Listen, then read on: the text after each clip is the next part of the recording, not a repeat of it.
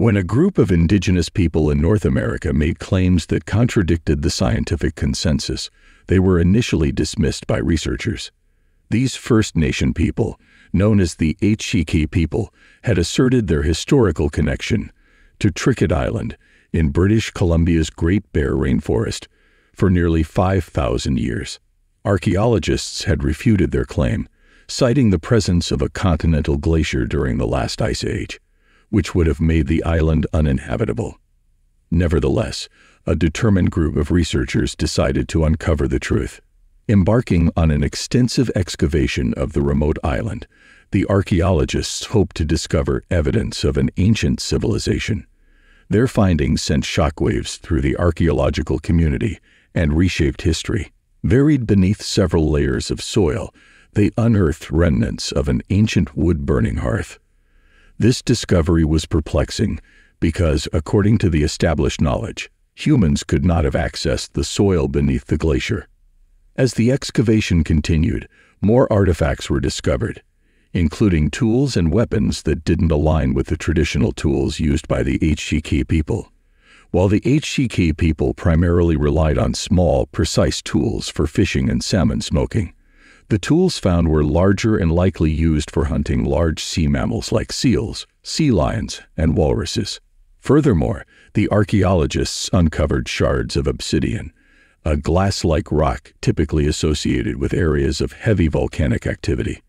This finding raised questions since there were no known volcanoes near that part of British Columbia. The historians concluded that these artifacts must have been left by people who traversed the land bridge between Siberia and Alaska during prehistoric times. To gather concrete evidence, the researchers examined ancient charcoal remains found in the hearth. Carbon dating revealed that this charcoal was a staggering 14,000 years old, making it the oldest carbon remains ever found in North America. This finding challenged established historical timelines, suggesting that the Aitshiki people settled Trickett Island 2,000 years before the end of the Ice Age, when it wasn't covered by a glacier. Trickett Island's geographical location, surrounded by water on all sides, implied that these early Aitshiki inhabitants would have used boats to reach the island. This was intriguing because boats were not believed to have been invented until centuries later. This discovery indicated that these early settlers had likely crossed paths with massive prehistoric creatures such as mastodons, woolly mammoths, and giant sloths. One crucial factor contributing to their survival was the stable sea level around Trickett Island for over 15,000 years. The unchanging sea level acted as a natural barrier, preventing these enormous beasts from reaching the island and ensuring the Aitshiki people's peaceful existence. An important realization is that the Aitshiki people maintained their history through oral tradition for nearly 14,000 years, yet their history's legitimacy remains disputed. The media's focus on the scientific implications of this discovery, rather than the rich history of the Aitshiki people, has been perceived as disrespectful.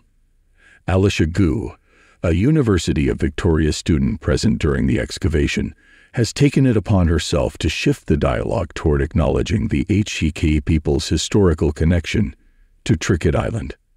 The Aitshiki people's claim to Trickett Island represents one of the oldest land ownership claims globally, and the future will determine how this dispute evolves. In the grand tapestry of Canadian land disputes, this one stands as a unique and significant chapter.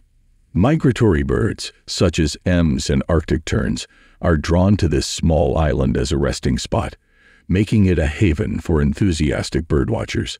Barra's sailing expedition during that particular summer marked the beginning of a series of similar expeditions.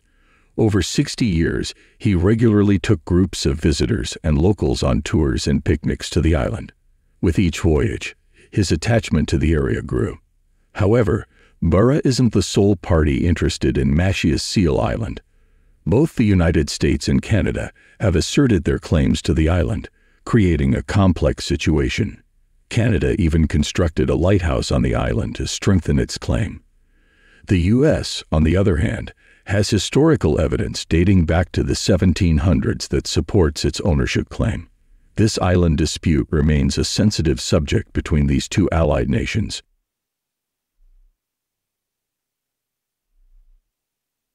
The long-standing dispute over the ownership of Machias Seal Island, located between Canada and the United States, has its roots in historical treaties and claims. The Treaty of Paris in 1783 granted the United States ownership of islands within 20 leagues of the U.S. coast, with exceptions for those claimed by Nova Scotia.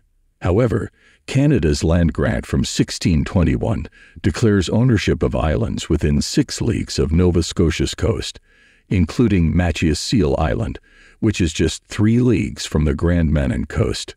Despite multiple rounds of talks in 1817, 1832, and 1944, the two nations have been unable to resolve the issue, with each country steadfast in its claim. Canada has reinforced its ownership with a lighthouse and bird sanctuary on the island.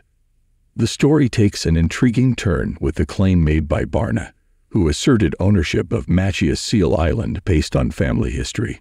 Holly Davis, the partner of John Norton, Barna's son, and the mother of Barna's only grandchild, passionately shares this history.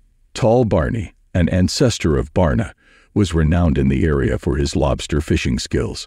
Barney's refusal to participate in the Civil War, rooted in his Quaker beliefs, led him to avoid military service by hiding at sea. His determination to protect the island became evident when he physically removed Canadian intruders during an invasion. Tall Barney's proclamation, following the island's security, stated that the first male heir born into their family would have legitimate land rights to Machias Seal Island. Barna, born in 1915, fulfilled this unique ownership claim. He asserted its legitimacy by contacting the government, receiving confirmation that the island was part of the United States. This allowed him to disregard any Canadian regulations. Despite continued conflicts with the Canadian government and an incident involving a Canadian helicopter landing on the island during one of Barna's tours, Barna maintained his claim until his passing. Following Barna's death, his son Jane took over the island tours until his own passing. Holly Davis then assumed responsibility, but eventually had to halt the tours. Nevertheless, her dedication to Machias Seal Island remains unwavering. Barna's persistent fight for ownership is memorialized on his pink granite gravestone, which reads, Barna, Defender of Machias Seal Island, USA. While the island's status remains a contentious issue, the efforts of Barna and his family have succeeded in drawing attention to this unique location. Thank you for watching. Never forget to like, comment, and share the video, and remember to subscribe to the channel and press the bell icon for regular updates.